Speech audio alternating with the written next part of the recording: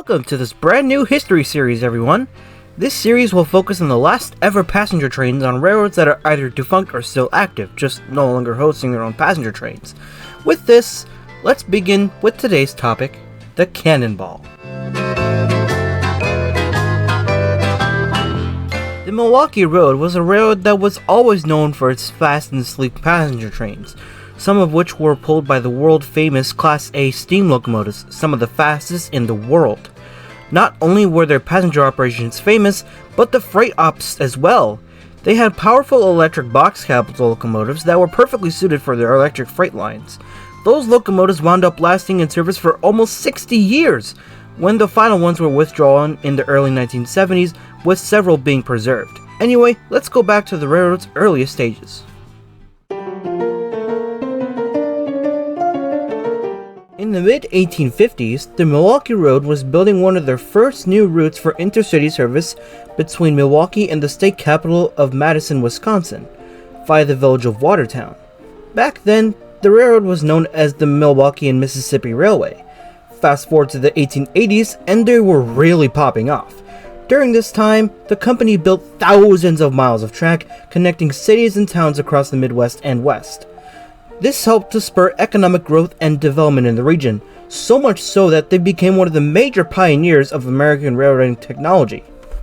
According to Jim Scribbins, in early 1957, direct service to Madison was truncated at Watertown, firmly establishing the train's dedicated commuter status. Going south is Train 12 and north is Train 23, the locals began to call it the Cannonball commuter by the 1940s. From the words of Gil Reed, the regulars considered it to be a rolling social club, especially on Friday nights, when a massive festive atmosphere prevailed, completed with iced drinks furnished courtesy of the specified commuters. To say the Cannonball commuter was a much-loved train might just be an exaggeration.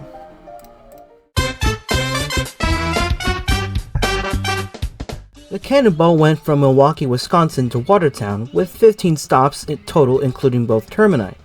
It started at Milwaukee's Union Station or at the Everett Street Station and made stops at the following: Wauwatosa, Elm Grove, Brookfield, Duplainville, Pewaukee, Lakeside, Heartland, Nagawaka, Nashotah, Okauchee, or however you say it, Gifford, Oconomowoc, Ixona, and finally the Watertown Depot. The total route length came out to 45.5 miles, covered daily in around 70 minutes, with a frequency of once daily. Going north is Train 23 and south is Train 12. The Cannonball by the 1950s used the typical concept for a rural-ish commuter train. It utilized a single EMD F or E unit and had 2 or 3 streamlining passenger cars that were tired off of premier trains. Unfortunately, as the story often goes, the 50s and 60s saw major troubles for railroads across America. Due to the rise of fancier cars and reliable airlines, railroads struggled to keep themselves relevant, with yearly money losses in the tens of thousands. In the case of the Cannonball commuter, the Milwaukee Road nearly lost $38,000 annually from operating the train, which is roughly $310,000 today. The Midwest was overbuilt with a plethora of competing railroads, while the competition on the transcontinental route to the Pacific was tough. The premier transcontinental streamliner, the Olympian Hiawatha, which went from Chicago to Tacoma, Washington, despite innovative scenic observation cars, was discontinued in 1951, becoming the first major issue. The resignation of President John P. Kiley in 1957 and his replacement with the fairly inexperienced William John Quinn was a crucial moment. From that point onward, the railroad's management was fixated on the merger with another railroad as a solution to all of the railroad's problems. According to the Watertown Daily Times, a public hearing was held in Milwaukee focusing on discontinuation of the train. Commuters represented by attorney David E. Beckwith successfully argued there were more people riding the trains than the railroad claimed, and that replacement bus service wouldn't work as a good alternative for communities. As ridership kept on falling and falling through the 1960s, the Cannonball kept persevering during a time when people feared that railroads altogether would no longer be a thing in America. During this time, the Milwaukee Road moved all their passenger trains to the downtown Union Station, therefore abandoning the former Everett Street station in 1965. That year, the service costed the railroad $67,000 to operate, jumping to $76,000 in 1970. As we all know, Amtrak was inaugurated on May 1st, 1971, but didn't take over every single passenger route in America. However, it took over most of them. They didn't opt to take over the Cannonball's route, as it was simply just a commuter train. And also, the next station west of Milwaukee was Columbus, Ohio, 65 miles from Union Station. In its dying days, the train was averaging only 50 to 60 passengers a day. Finally, in the summer of 1972, the Cannonball held its final ever run.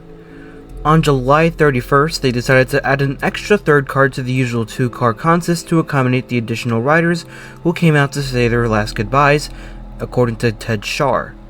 The last ever Cannonball to roll out of Milwaukee's Union Station was Train 23, departing in the late afternoon and arriving at Watertown a little over an hour later for the final time, marking the end of an era to passenger service along the Milwaukee Road.